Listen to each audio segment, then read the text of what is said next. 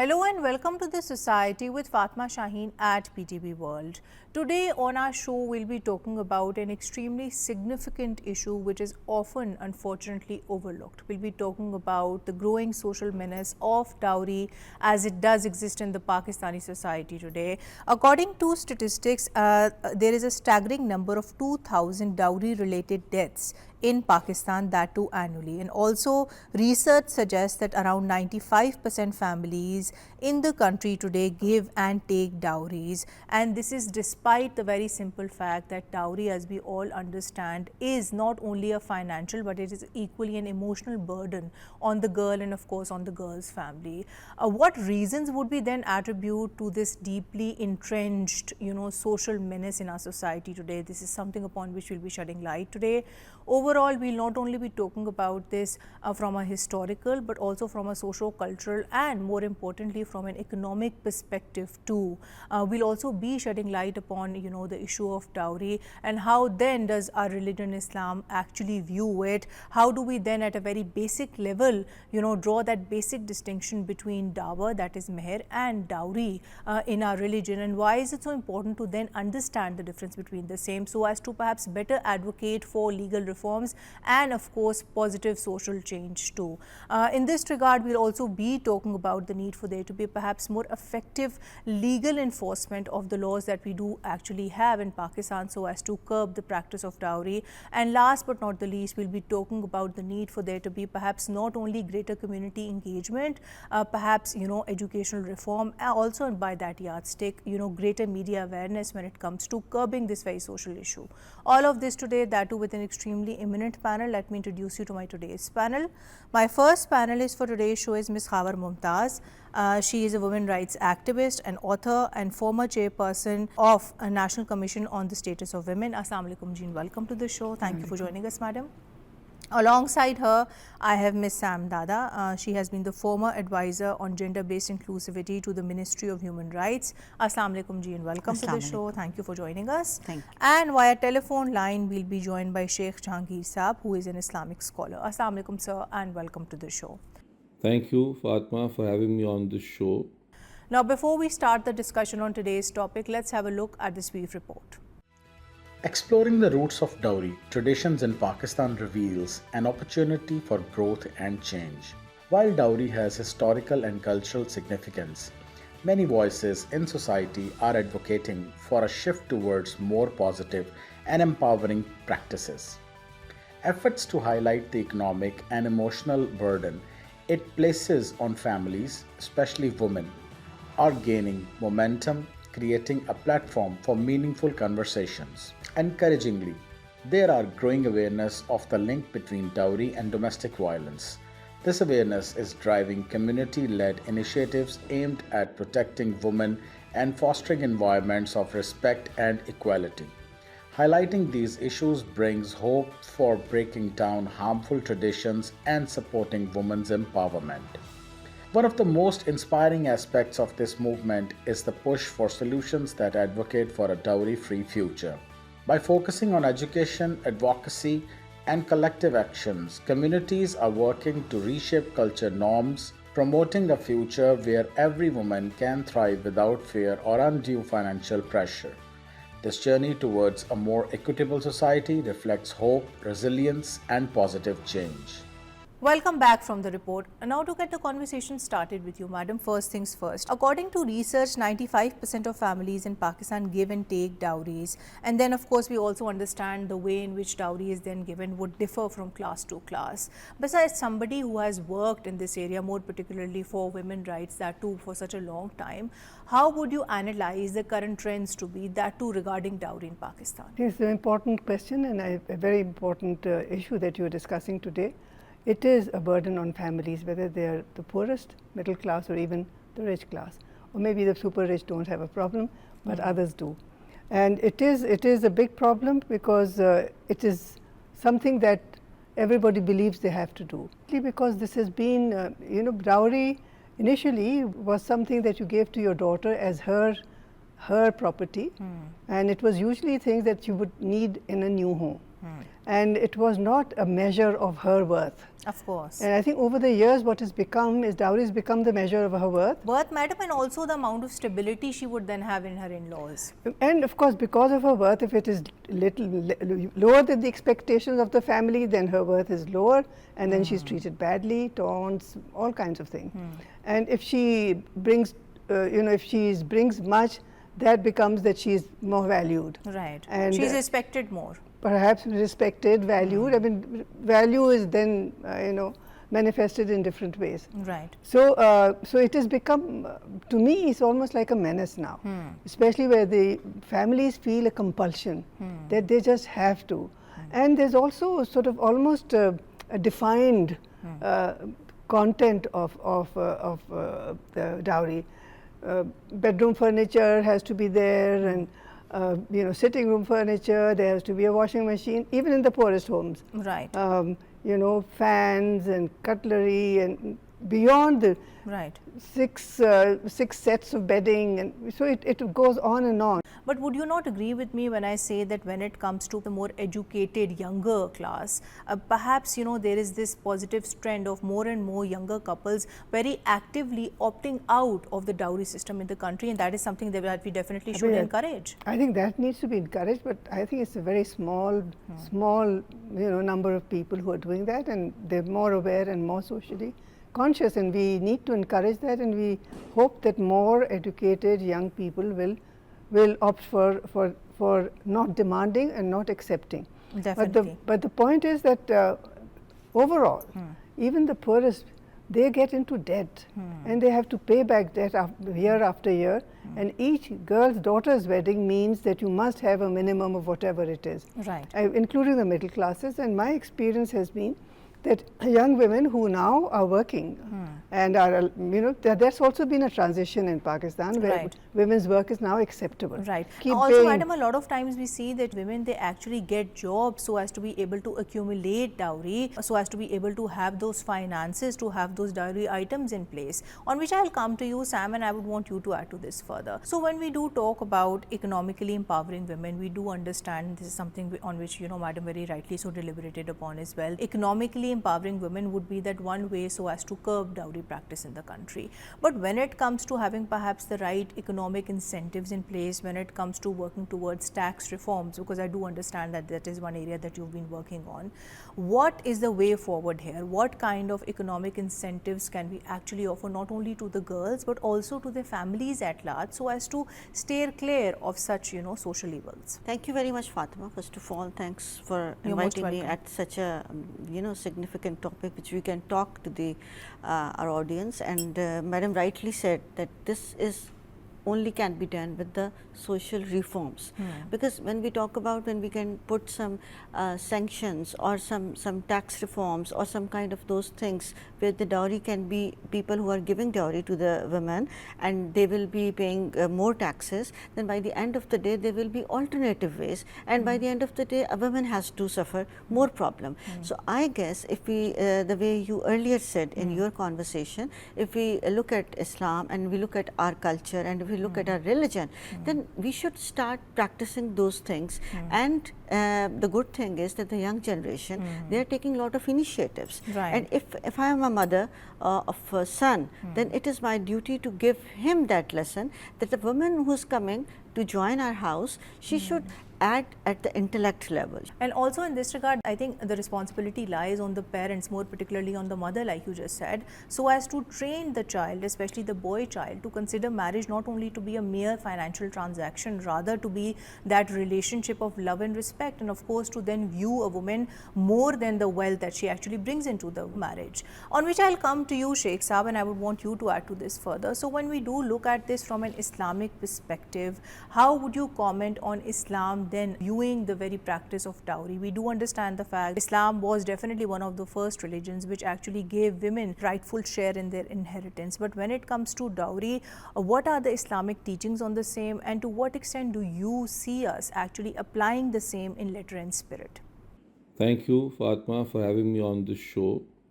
And this is certainly a very important topic, and it needs to be done in a very serious manner, because this issue has now become a very pertinent issue to society. Weddings and our society in general is affected by all this. Islam has no place for this dowry or jahez, as we call it locally, in which the girl's family at the time of wedding is exploited and pressurized and plundered, rather. Their life savings are plundered, and many people are forced to even have to take loans and go under debt for this. There is no such thing. In Islam, there is no room for exploitation of any kind, of any person. Now, I know that some people might say that the Rasulullah sallallahu alaihi wasallam, he gave his daughter, his youngest daughter, some items of household use. And I would like them to also answer people who make that, I would call it more of an allegation and a preposterous comparison for a man who gives his daughter and his virtually adopted nephew, and he gives them some very basic needs, very, very basic needs, within his means. Please note that also, within his means, so that they may start their own households. And how can you dare or have the audacity to compare that to the nonsense that we see today? So there is no room, and it is strongly discouraged, and it should not be also tolerated. Right, so despite the fact that it is strongly discouraged, we still see it to be very rampant in the society today, on which I'll come to you, madam, and I would want you to comment on this, but more so from an economic viewpoint. So when we do talk about dowry, we do understand that it does have economic implications as well, because in cases more than one, especially when it comes to the less affluent class, it could actually push people into poverty, and in ways more than one also drive gender inequality. So as a women rights activist, how would you look at this from an economic lens? It's a burden on the family. That's the most important thing. And even when we do have some good examples, as you've quoted, by and large, as you've also said, that 95% of our population gives dowries.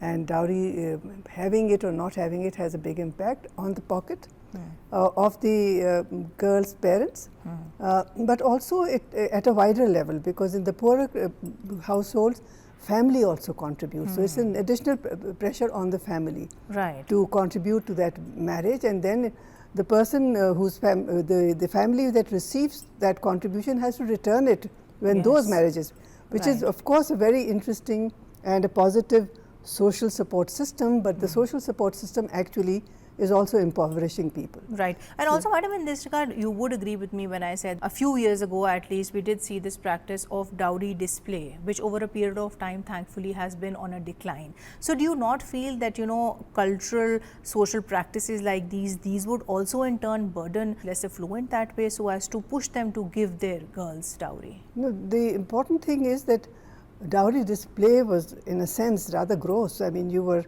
showing off what you were giving, which is again very ostentatious, and that trend has changed, which shows that things can change if people are committed to that.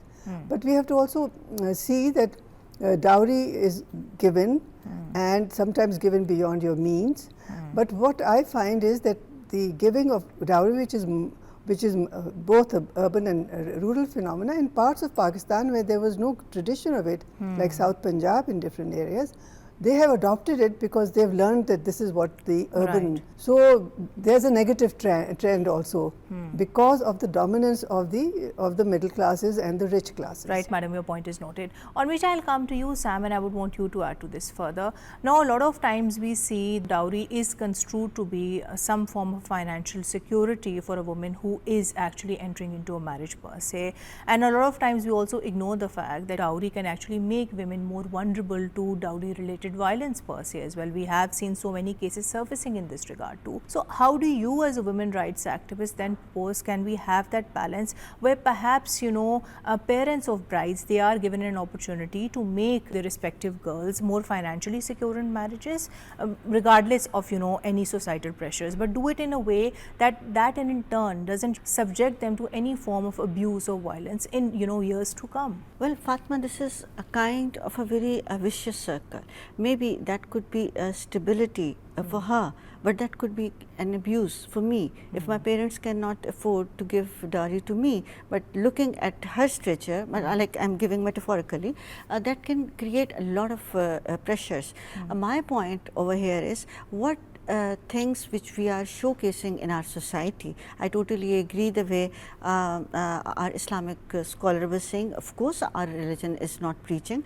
The way Madam has said, of course our legislation and our legal department is working on that, but what society is doing. In every morning show, every day, there are lavish weddings which we are portraying. The girl who is sitting in the village, she is idealizing, not that she is going to do the doctorate to give an input of a financial security to the family. She is pointing out to find out a rich man or how to get into that rich circle or a socialite circle. In our every drama, in our every media portrayal, we have no heroes in which those heroes have accomplished something through their education. To some extent, we do have dramas being made on other social causes, so to speak, to address the issue of child abuse. I remember harassment. More recently, we've seen this drama on overpopulation as well. But one which is then very particularly based on dowry, that is something that we do need to focus upon, on which I'll come to you, Shaykh Saab, and I would want you to deliberate on this further. So when we do talk about this very argument, rather this very conception in our society, which still perhaps might justify dowry on the basis that, it is that one form of financial security that you are offering to the girl or the bride, so to speak, how would you then, respond to this, that too from an Islamic perspective? Does Islam in any way actually justify the giving of dowry, more particularly with the viewpoint that yes, it can deem to be some form of financial security for the bride at large? There is no justification at all for dowry, first of all. It does not dignify, it rather takes away dignity from a woman, that she is being weighed in terms of what she has brought from her father's house. This is nothing to do with her dignity. I think it's derogatory to a woman. It's derogatory to the actual act of marriage and the sanctity of marriage. There is no justification at all to do that. Yes, if the parents are well-to-do and within their means, they come together in partnership to perhaps give something to the young couple to start a new life or household, that would be different. But in these conditions, even that would turn into exploitation. So I think this is taking away a woman's dignity rather than giving it. Right, sir. But moving on in this regard, we must also talk about the very important distinction which then actually exists between dowry and dower, so to speak. Whereas, of course, we do appreciate the fact that, dower or haq meher, so to speak, is an Islamic obligation. At the other end, we also, understand the fact that when it comes to dowry, this is something very socially or culturally motivated. So, as an Islamic scholar, how would you then deliberate upon the distinction between the two, and why is it so important for us to actually understand the same when it comes to better advocating for, more enhanced legal reform, or for that matter, for perhaps positive social change? These are two entirely different things. The haqqul mahar or the mahar is primarily a gift that the man will give, the bridegroom will give to the bride on the occasion of the nikah. It can be anything as a mark of a token of respect, of love, of starting a new life, and it can be of any amount, and sometimes also some scholars can also convert this into something else which is financial. For example, some of the scholars, I remember nikah I once attended, and the boy was a hafiz of the Quran, and the girl insisted that the boy as mahar would make sure that he also learns the entire Quran. So it's not necessary to have this. This is not acceptable. And the mahar is just a gift the boy has to give. It is mutually agreed upon, but the final amount actually lies with the girl, not with the boy's family. And they can't pressure, like even nowadays, the girl's family is pressured to take or less and less mahar. I think that my message would be to these people is very simple. We have to put an end to this. This is, like I said, insulting to the women. This is exploitation, and this is a shameless act that we have taken from the Hindu environment that we grew up along with the last centuries. And I think there's nothing as bad in the marriage, that all has come down to just weddings and all has come down to jahez and dowry. And the institution of marriage is so badly damaged now, we have to start repairing it. Let's put a stop to this completely. Let's make a decision, young men and women, especially the men and women, that we're not going to impose this on anyone. Right, sir, your point is noted. On which I'll come to you, madam, and I would want you to add to this further. So he's basically talked about moving towards curbing this practice. When we do talk about this, more particularly from the legislative framework viewpoint, we do understand that yes, we have this a very comprehensive 1976 law, so to speak, and then again, if we also understand that post the 18th Amendment, this has become a provincial subject, and we have seen KPK legislate upon the same too. But when it comes to practically analyzing the effectiveness of these laws, how would you comment on the same? How effective have Pakistani laws been when it comes to curbing this practice of dowry? Not at all. I have had no impact. But you should just to remind that we had the Muslim Family Laws Ordinance was passed in 1961. Right. So in 1967 was the first time that there was a law to register the registration of bridal gifts, because it was looking at it from the point of view of dissolution of marriage. So that at the dissolution of a marriage, a woman's, whatever she has received from her family is hers, and therefore she should be given that. So in order to do that, the registration of dowry was legislated. But the point is that then we had the 1976 Bridal Gifts Restriction Act, and then amendments to it. But we've seen that these laws don't have an impact, because social norms become stronger than the laws, and to implement them is also not easy. The provision that the food served at a marriage should be one dish or limited, that is easier to implement, but to stop people from giving and stop people from pressurizing has to be a change in mindset in the way people think. Given of course the fact that people might not even make it public for that matter, madam, they might just do it behind closed doors, and then we also see this growing trend of destination weddings, so to speak, as well. See, the point is, I think what you're pointing to is that the trends and the extravagance that is shown and demonstrated by those who have a lot of who are affluent also has an impact. There's a downstream end. And as it goes down, it may get pared down, but still it's too much for the families to bear. So I think the change has to come from those who establish these trends. Who are the trendsetters. Exactly. And also, madam, in this regard, we must also then construe this in the context of the incidence of growing dowry-related violence as well, or dowry-related deaths. And this is something that I quoted earlier as well. Annually, approximately 2,000 dowry-related deaths have been actually reported in Pakistan, according to the findings of this report. So when it comes to curbing such incidents as well, again, is this something that our law and policies have taken well care of? You see, where dowry deaths take place, there should be justice there, because that kind of justice and punishment is a deterrent.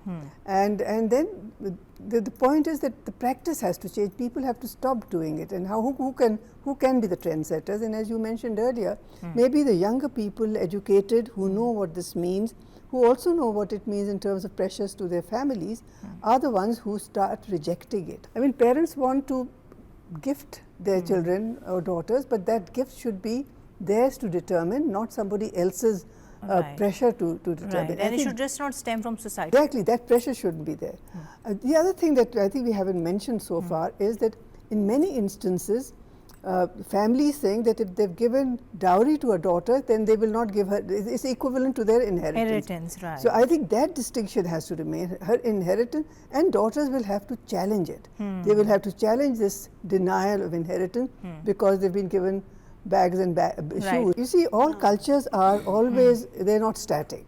And this became worse over the years. We've seen it becoming worse and worse in our country. And I just told you that in areas where there was no tradition of dowry, that tradition has been adopted. So, obviously, the overwhelming impact of certain things socially, I mean, I agree that the roots may be in Hindu culture, in the Hinduism, or the colonial period, that how they made it mandatory for Hindu weddings to have Brahmin weddings to have dowry. But that's the point is, cultures are always amalgamations of practice. And they are evolving continuously, but because then again, if we are serious in curbing this practice, we have to take the community along as well.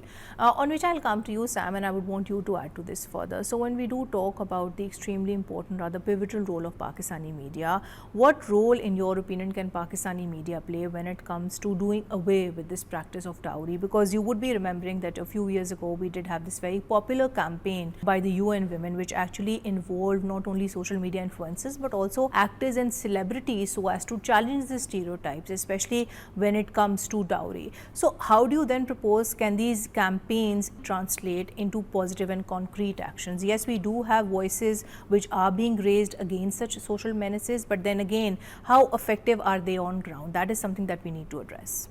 Well, thank you, Fatma, because PTV is a kind of a platform which has the maximum viewership, and you are directly connected with the masses. So I want to bring one thing into your notice, because you can communicate with them, that it's not a problem of a woman who's sitting in the rural area. It is the problem who's sitting in a very lavish area, and maybe they don't want to give dowry, but they have the equal kind of a pressure from the male side, or the male side has the equal kind of a pressure from the female side, that they want to have destination wedding, they want to have haq meher. Unfortunately, we are a confused society where we want to have the way our scholars have said that haq meher is a gift, but at times we just it actually becomes a make or break clause in so many marriages. Security, and then it is the way he said. I absolutely admire him, that it is a shame for a woman that what kind of stability we need from our parents, from our husband, why we are not stable ourselves. So coming back to your actual question about the media, I think PTV has played a vital role in creating awareness as far as dowry and the media impact on mass. There is a I think in late 80s there was a program with the name of Ustani Fahmida Ki Kahani, where Khurshid Tahir was in that, and I still remember, I was a kid, but the kind of impact that drama created, that how these flashy things impact on a rural area and a woman who is from the weak background, what kind of mental instability and mental health she can be facing. I think PTV was remarkable in that, and then it still has also roots. I still feel those kind of that wow, what it leaves a very lasting impact on you, Sam. And also not only that, till date we do have programs which are very dedicated to talking about the issues of the masses and then actually proposing solutions to the same. But moving past that, moving past electronic media, when it comes to mobilizing the power of social media, more particularly in our Pakistani youth, how do you propose can social media be used constructively in this regard, so as to challenge stereotypes against dowry and then also lead towards very successful advocacy movements? We have seen when voices have been raised on social media regarding issues more than one, they have actually translated into concrete change. So why not, by way of analogy, in the case of dowry too? Obviously, that social media or the digital platform, they are the strongest platform right now, and people are having a lot of viewership through that. And the way you said earlier, the UN Women, and then that Madam will acknowledge that it's 16 days against violence. We celebrate 16 this thing, days of activism against women, domestic violence and all those things. And social media played very vital role in that. So creating awareness, and the good thing about that was that was creating awareness in the male society as well. Here I would like to add one more thing, that we need to understand that there was a saying of a director that if any good movie is getting flopped, there could be 100 reasons, but if a bad movie is getting good viewership, that depicts mental health of the society. Right. So right now, if the way you are saying, the way Madam is saying, the way Scholars is saying, we have all good things, but we are not portraying it. Right. So we need to start this revolution so from our own side. So the focus needs to be on not only highlighting these things, but also doing it in a very positive manner. Because and the way you said, practicing it. Practicing it I as should well, practice it at my home. Maybe my kid will practice in his home, and the third generation and will then get again you see highlight that practice, so to speak, so that you can in your own motivate others too. On which I'll come to you, Shaykh Saab, and here then again it's very important to look at this from a more holistic viewpoint. We do appreciate the fact, and this is something upon which Ms. Sam Dada actually deliberated upon, that the Pakistani media has a very important role to play when it comes to curbing dowry practices. But what about the role of educational institutions per se? What about the focus that we as a society must then place when it comes to premarital counseling, something which unfortunately is not that common in Pakistan today? How would you comment on these issues, and why do you feel that it goes back to having more of a multidisciplinary approach when it comes to tackling dowry, that too in a Pakistani society? Well, this is a very wonderful question. I think that you cannot regulate and make really laws about marriage and then expect to make things better by merely making the laws. I think this arrangement is not just transactional, it is part transactional, it is part partnership, it is a load of many beautiful things that what a marriage is. And I think that Islam empowers women and men both through marriage as the basic building block of society. And yes, amongst the words, the best word would be a partnership. The Quran says a beautiful word. It says they are like garments onto each other. The spouses are like garments onto each other. Each of the garment protects the other. Each garment we wear is our identity. It helps us cover ourselves, our faults. A garment helps us against weather. It protects us against harm. So I think this is a beautiful thing, that marriage should really be understood well. And I feel that colleges and schools should make it mandatory for people to undertake premarital courses. And only then we can empower really women through marriage. Otherwise, it remains just transactional or manipulation as well. So that's a very important thing.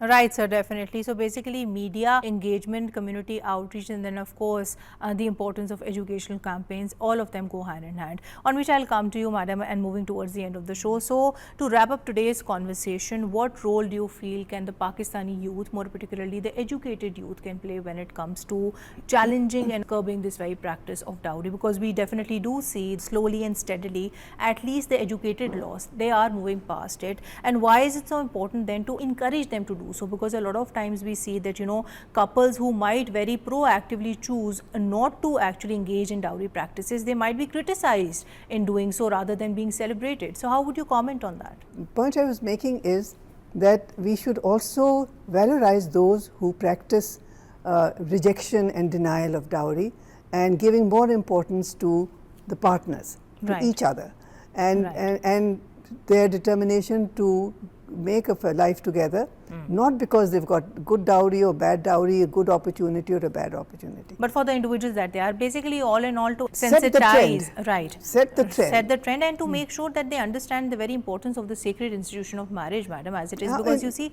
all these things are very interlinked. They need to stop construing it as a mere financial transaction, rather and take maybe it they're not, we see the pressure in a respectful manner. But the point is, there's a pressure also. So you have to resist that pressure, and I also insist that families should look at it as a positive thing, not demanding.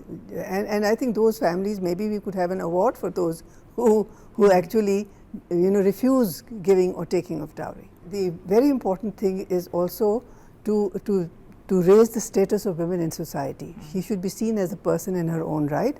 She's half the time she is not even aware of who she's getting married to.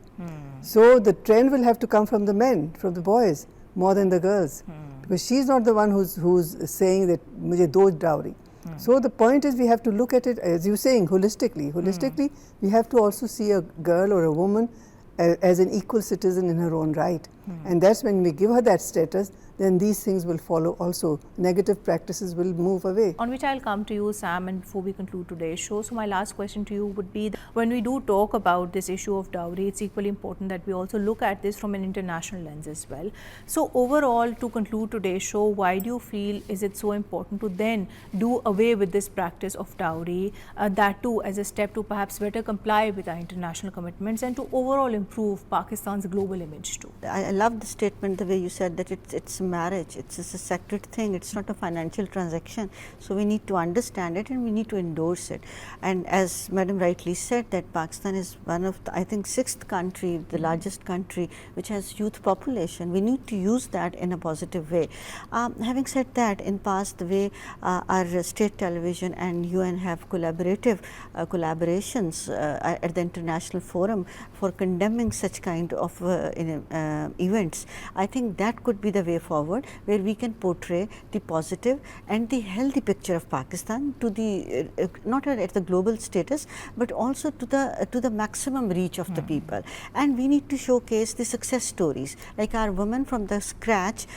We have lot of success stories, women who were like, you know, they started from scratch and then they are ending up into multinational. They started education on some kind of a very grassroots level, but they are doing at a world largest organization. They are not only teaching, but also they are portraying Pakistan image. What our neighboring countries are doing, especially Muslim neighboring countries are doing, they are not only taking women at a diplomatic levels, but also they are asking them to do the strategic decisions. Right. We need to endorse them, and state channels and UN collaborations and the organization like us. When I talk about me, definitely I am talking about the way Ministry of Commerce should take it. They should give those kind of microfinancing loans for the women-led businesses to give them these. But interest-free loans are being given by the government, so to speak, in this regard, and that is something that we do need to appreciate as well. So basically, all in all, we do need to work on the economic empowerment of women so as to empower them in a way that they have that ability to say no to dowry. Right, madam, your point is noted. Coming towards you, Shaykh Saab, and before we conclude today's show, so my last question to you would be that all in all, wrapping up today's conversation, what responsibility would then perhaps lie on nikah khawans who are vested with that responsibility to accurately fill in the nikah-nama? In this regard, we have seen quite a few years ago, the Punjab Commission on the Status of Women conducted some very important workshops, the purpose of which was to actually train the nikah registrars and the nikah khawans so as to better, you know, fill in the nikah-nama. So do you not feel that when it comes to leveraging their influence, they also in their own right have a very important role to play when it comes to challenging stereotypes regarding dowry? How particularly would you comment on this? I think a nikah khan like myself and I do go, and I do make sure that I say what I think not just the bride and the groom needs to hear, but also what the families need to hear. But nonetheless, by the time that the wedding or the marriage has gone to the stage of the nikah itself, it's a little too late, I think, to tell people what to do, what not to do. The best we can do is tell them how to lead their lives in the future. But this is something that has to be added to our families and our homes and our upbringing and our tarbiyah of our children. I think that's what has to be done. And nikah khans are, I think, pretty trained. I haven't seen many of them untrained. But actually, these matters regarding the columns are rather regulated by the boy's family usually. In my experience of having sermonized, I don't know, countless nikahs in the last 30 odd years, I have seen that the boy's family tends to dominate and make sure all those columns are only filled to their satisfaction. So it's something which has to be done. Like yourself, you had a very good start today, which you have done today. And I think even schools and colleges and universities should have these programs in which they should educate youngsters and families on how to arrange a wedding and how to fill those columns and how to live their lives, inshallah, without exploiting each other. Indeed, sir, that's very rightly put by yourself, because then again, of course, this fight against dowry has to be a collective effort, so to speak. On which note, I would like to conclude today's show. Thank you so much, madam. Thank you so much, Ms. Sam. And thank you so much, Shaykh Saab, for your time today. Well, to conclude today's show, we generally spoke about dowry as a growing social menace in the Pakistani society. In this regard, we also spoke about the root causes of the same. If we are serious in doing away with this social menace, then we definitely need to work upon, of course, improving our law enforcement. We need to ensure that that the laws which actually curb and criminalize such practices, they are actually implemented in letter and spirit. We also, by that yardstick, need to focus upon girls' education. We need to ensure that, we have women who are economically empowered so that they are in a better position to challenge stereotypes which unfortunately still do surround dowry practice in the country today. Last but not the least, we also need to ensure that when it comes to our societal mindsets, we need to start construing marriage not only to be merely a financial transaction, rather we should then construe it to be an equitable partnership, that too in accordance with Islamic principles.